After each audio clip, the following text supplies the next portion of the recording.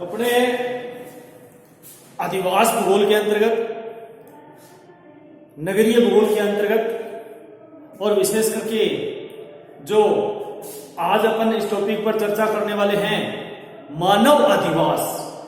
मानव अधिवास का टॉपिक चल रहा था जो ह्यूमन सेटलमेंट के नाम से, जिसमें भारत के अधिवास और विभिन्न प्रकार के जो नगरों के बारे में अपने चर्चा कर रहे थे। इससे पहले वाले वीडियो में अपन ने नगरों का एक विशिष्ट स्वरूप, नगरों की श्रेणियां और नगरों के विभिन्न प्रतिरूप, विभिन्न पैटर्न, जिसको बोलते हैं पैटर्न, प्रारूप, प्रतिरूप, तारा प्रतिरूप, अरिय प्रतिरूप, मकड़ी जाल प्रतिरूप, रेखीय प्रतिरूप, यानी कि विभिन्न प्रकार के प्रतिरूप के बारे में कुछ जानकारी प्राप्त की। और इसी क्रम में आज अपने नगरों का वर्गीकरण अर्थात क्लासिफिकेशन ऑफ सिटीज। तो आज अपने नगरों का वर्गीकरण,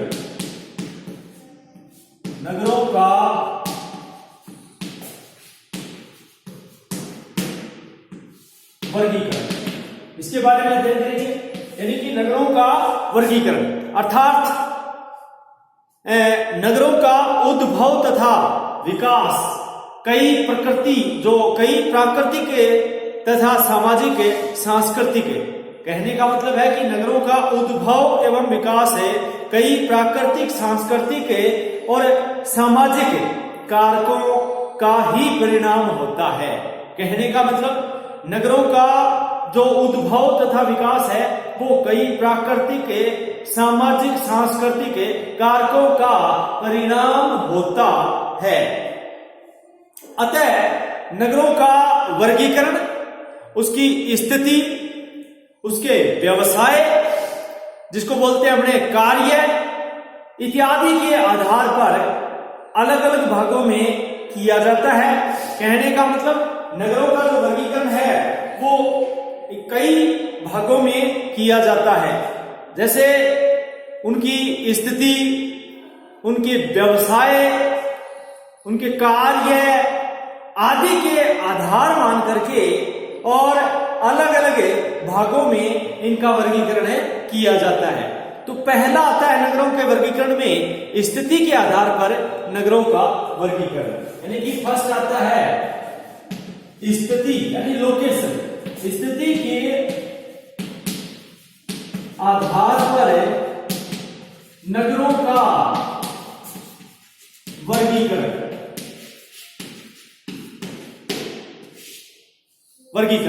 अर्थात स्थिति के आधार पर नगरों का वर्गीकरण। स्थिति के आधार पर नगरों का वर्गीकरण।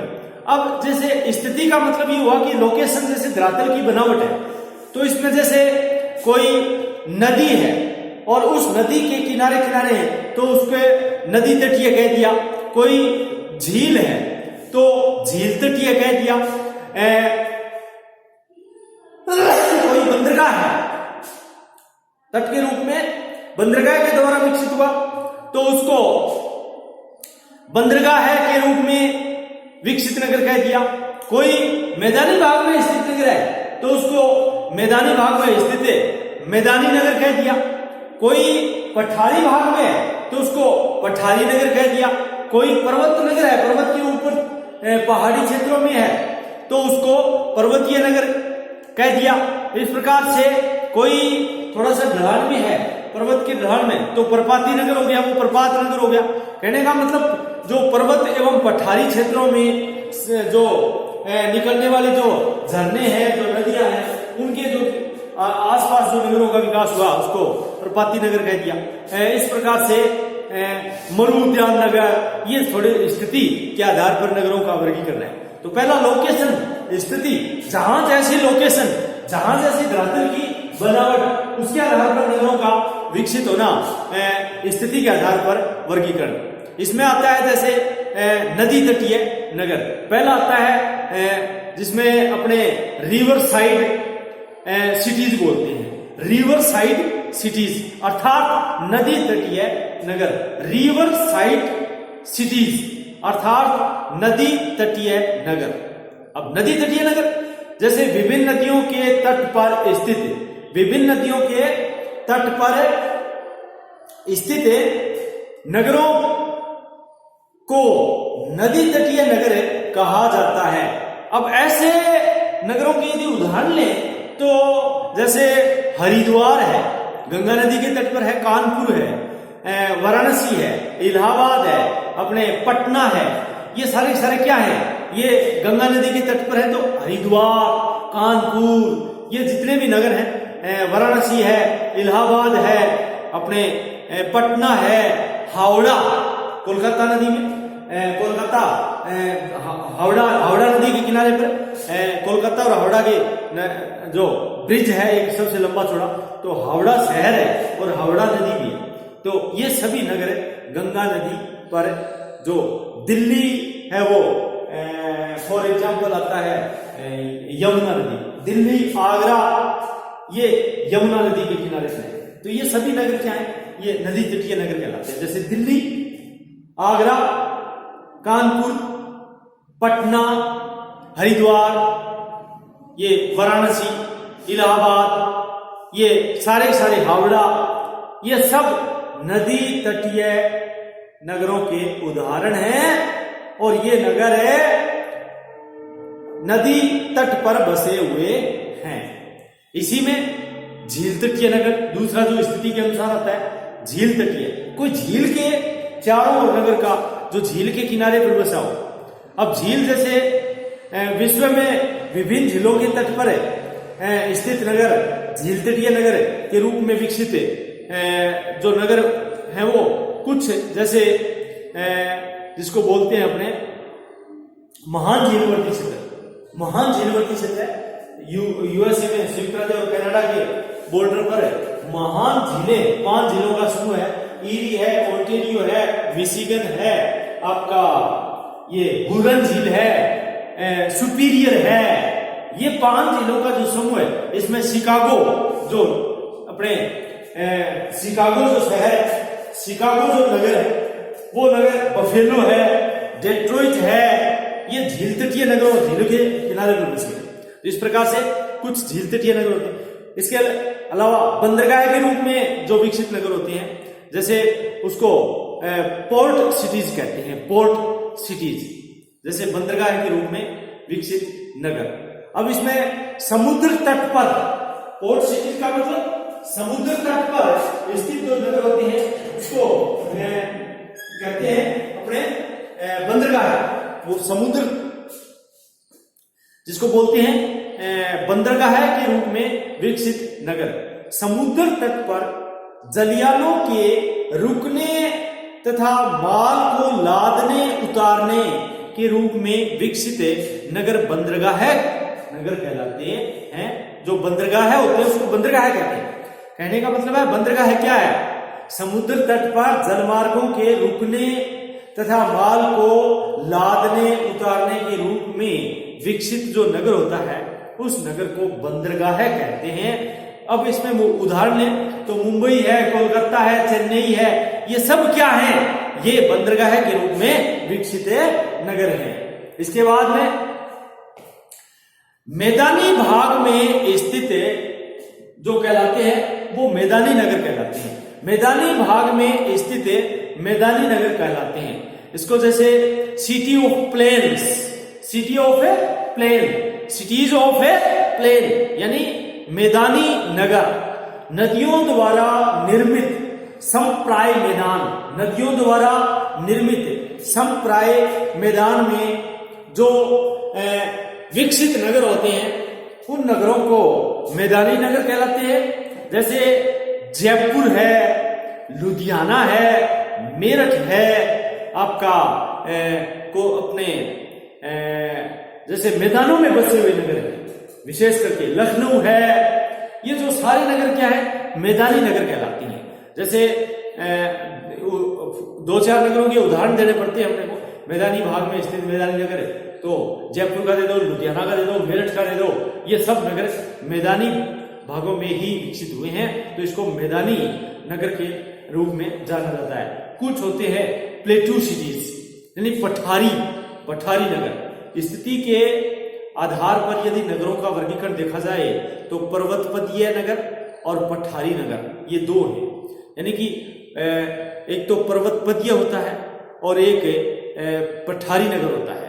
जो पठारी भाग में समतल प्राय क्षेत्र में स्थित नगर होते हैं उसमें यदि फॉर एग्जाम्पल देखें, उदाहरण के तौर पर देखें तो बेंगलुरु, पुणे, हैदराबाद, ये सब नगर क्या है? पठारी नगर कहलाते हैं। अब पर्वतपदीय नगर यानी पर्वतों के तटीय क्षेत्र में स्थित नगर पर्वतपदीय नगर कहलाते हैं।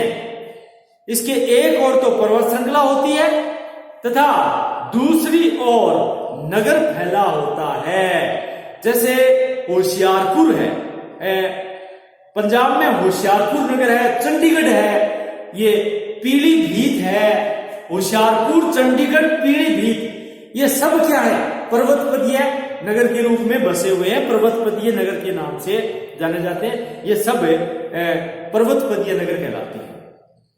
एक आता है फॉल टाउन्स, प्रपाती नगर, प्रपात है ना, प्रपात नगर, यानी कि जिसको बोलते हैं अपने पर्वत एवं पठारी क्षेत्रों से निकलने वाले झरनों के समीप जो स्थित नगर प्रपाती नगर कहलाते हैं। यहां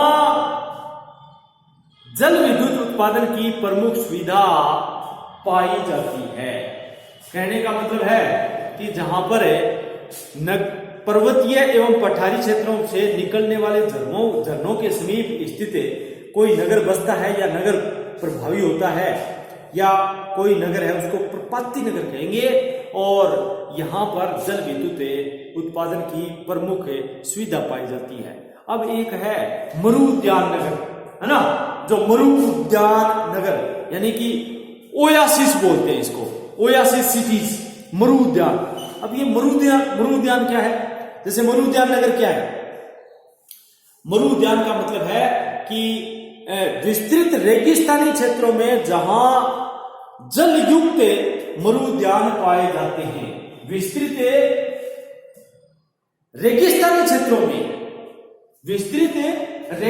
क्षेत्रों में जहां जल युक्त मरु उद्यान पाए जाते हैं वहां नगरों का विकास होता है,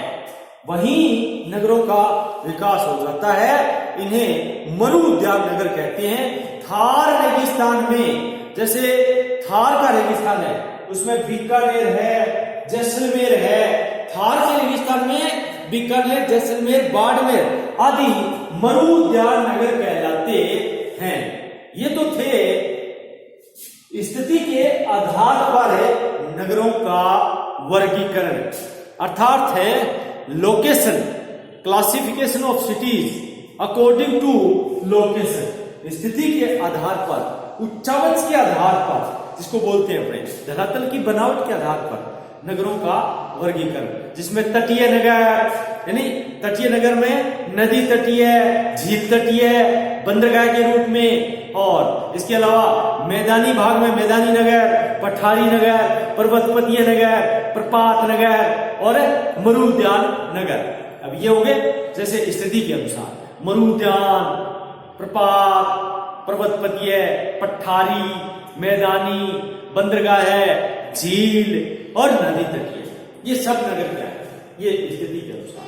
अब आता है दूसरे नंबर पर व्यवसाय एवं कार्य की प्रधानता के आधार पर नगरों का वर्गीकरण। व्यवसाय यानी कि सेकंड नंबर है व्यवसाय एवं कार्य के आधार पर नगरों का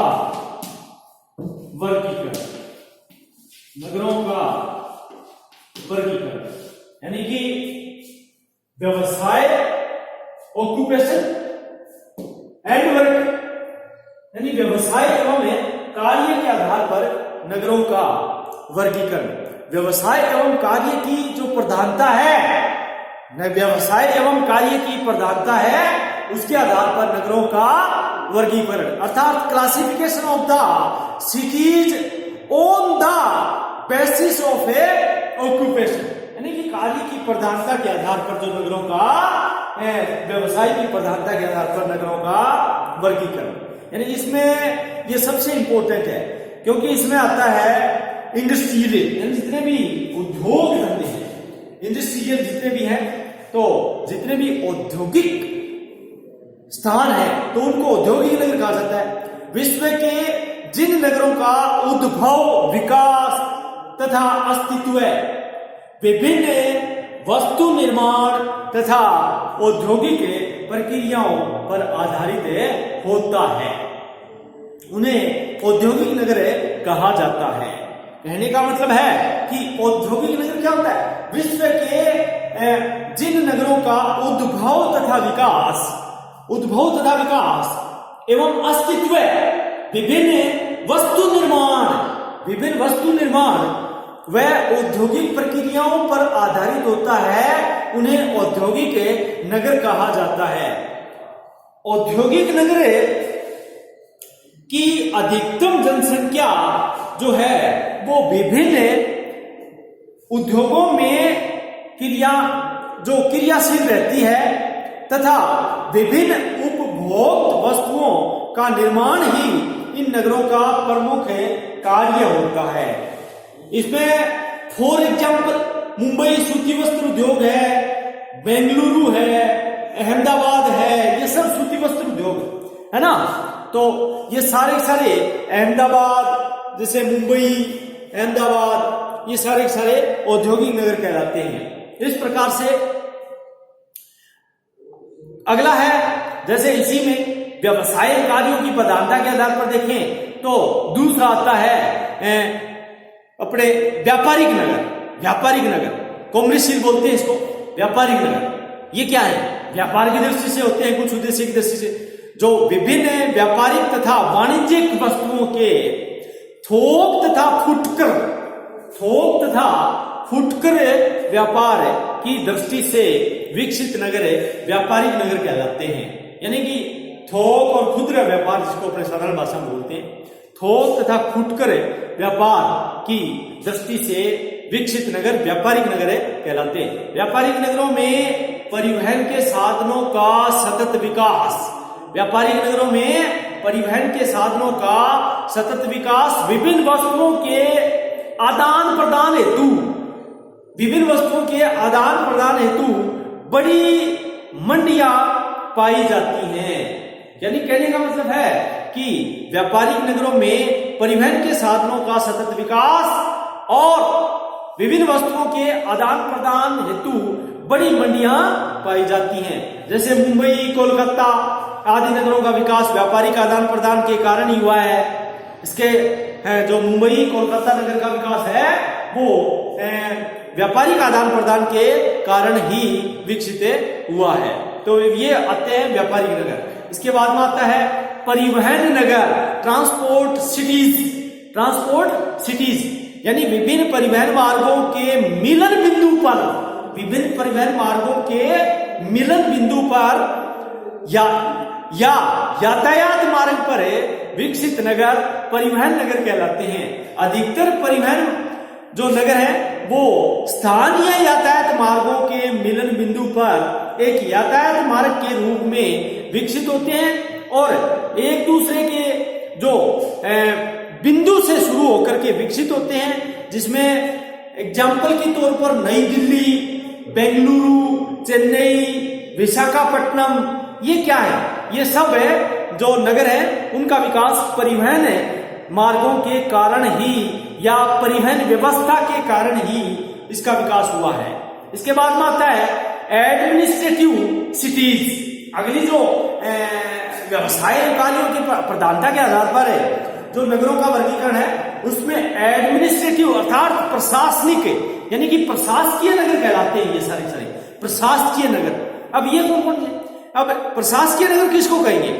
जिन नगरों का विकास किसी देश या प्रांतीय राजधानी के रूप में होता है तथा वहां सरकारी कर्मचारियों की प्रधानता पाई जाती है। जैसे प्रशासकीय नगरों में सरकारी कार्यालय होते हैं, सचिवालय होते हैं, निदेशालय होते हैं, न्यायालय होते हैं और और विभिन्न राजनेताओं के आवासीय स्वरूप देखने को मिलता है। ये इन सभी की प्रधानता इन नगरों में पाई जाती है। कहने का मतलब है कि जिन नगरों का विकास किसी देश या प्रांतीय राजधानी के रूप में होता है तथा यहाँ पर सरकारी कार्यालयों की प्रधानता पाई जाती है, प्रशासकीय नगर कहलाते हैं। अब इन नगरों में प्रशासकीय नगरों में सरकारी कार्यालय भी होते हैं, सचिवालय के रूप में, निदेशालय के रूप में, न्यायालय के रूप में, तथा विभिन्न राजनेताओं के आवासीय स्वरूप या आवासीय स्थल, ये सभी इनमें प्रधानता पाई जाती है। अब एग्जाम्पल के तौर पर, उदाहरण के तौर पर, नई दिल्ली जो भारत की राजधानी है, जयपुर जो राजस्थान की राजधानी है, हैदराबाद जो हैदराबाद सिकंदराबाद जुड़वा नगर के रूप में आते हैं अपने, जो विशेष करके आंध्र प्रदेश से अलग हुआ राज्य तेलंगाना, जो आंध्र प्रदेश से अलग हुआ तेलंगाना, जो वर्तमान में हैदराबाद एक बड़ी सुर्खियों में है। ये सब नगर क्या हैं? ये प्रशासकीय, तेलंगाना की राजधानी हैदराबाद, तो इस प्रकार से ये सब प्रशासकीय कार्यों के अस्तित्व के कारण ही इन नगरों का विकास हुआ और इन नगरों का उद्भव हुआ।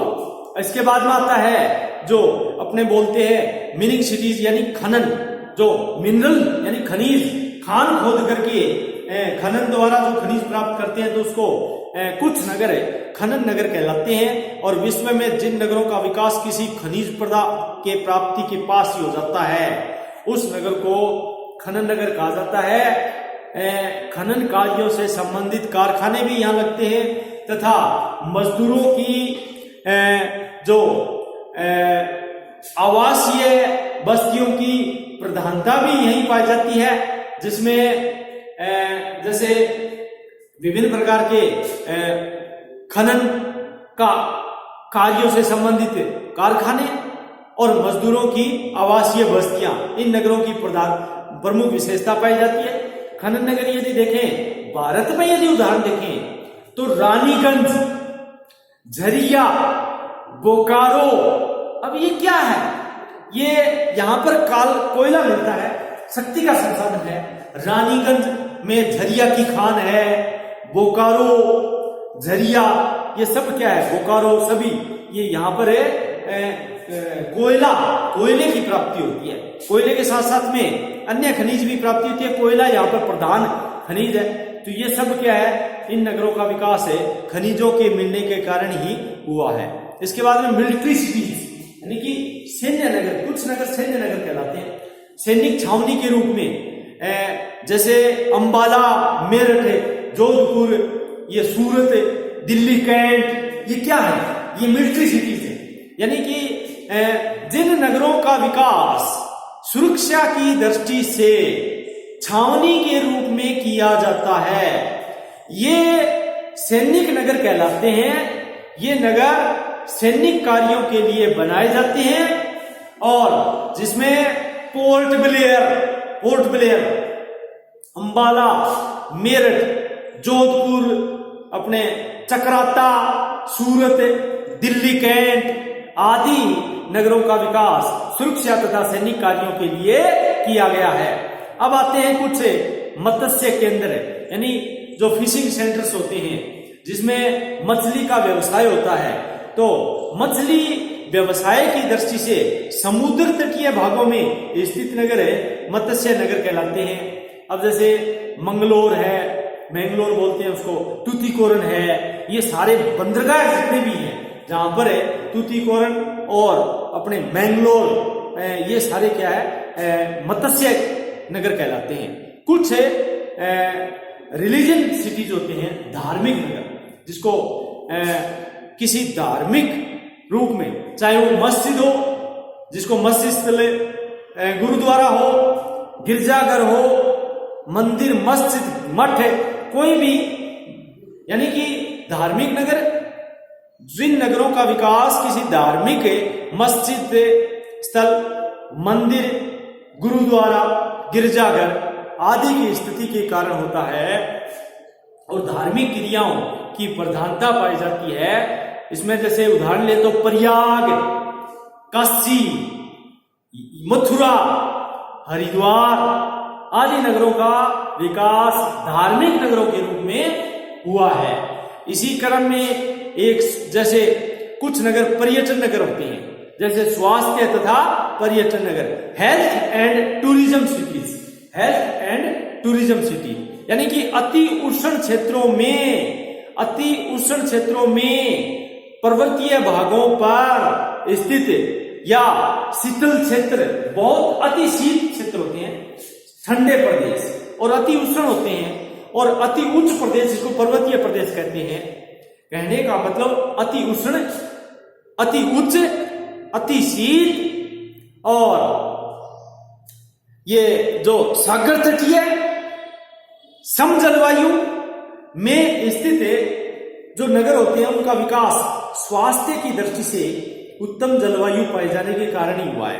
कहने का मतलब अति उष्ण क्षेत्रों में पर्वतीय भागों पर स्थित शीतल क्षेत्र और सागर तटीय सम जलवायु में स्थित ये सब इनका विकास स्वास्थ्य की दृष्टि से उत्तम जलवायु पाए जाने के कारण हुआ है। और ये नगर अपनी उत्तम स्थिति तथा अनुकूल जलवायु के कारण विभिन्न देशों के पर्यटकों को आकर्षित करते हैं, अतः इन्हें स्वास्थ्य तथा पर्यटक नगर कहा जाता है।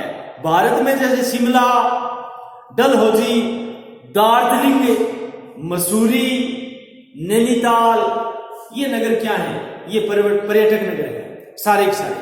तो कहने का मतलब व्यवसाय एवं कार्य की प्रधानता के आधार पर नगरों का वर्गीकरण देखा जाए तो औद्योगिक नगर, व्यापारिक नगर, परिवहन नगर, प्रशासकीय नगर, अपने खनन नगर, सैन्य नगर, ये अपने मत्स्य नगर, धार्मिक नगर, स्वास्थ्य तथा पर्यटन नगर इत्यादि, ये सभी व्यवसाय एवं कार्य की प्रधानता के आधार पर वर्गीकरण माना जाता है।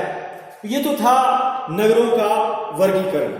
अब अगला आता है अपने अगला जो क्रम है वो आता है नगरीकरण। अर्थात नगरीकरण, अर्बनाइजेशन। अगला क्या आता है? अर्बनाइजेशन।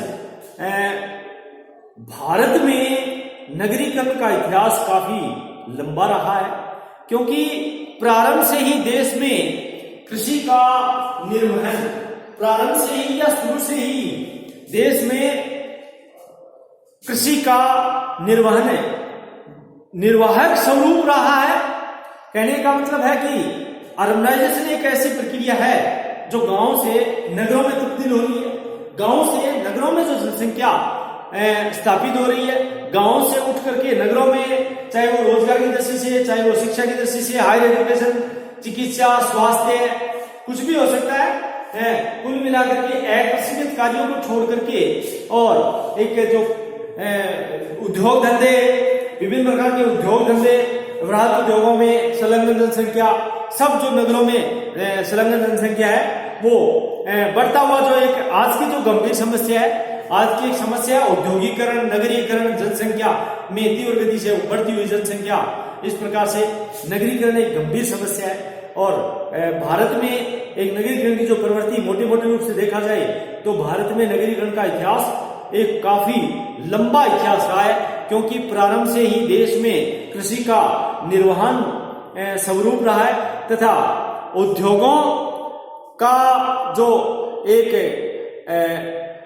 अत्यधिक स्थानीयकरण व परिवहन का कम विकास हुआ है, और साथ ही ग्रामीण क्षेत्रों से नगरों की ओर स्थानांतरण भी धीमा रहा है।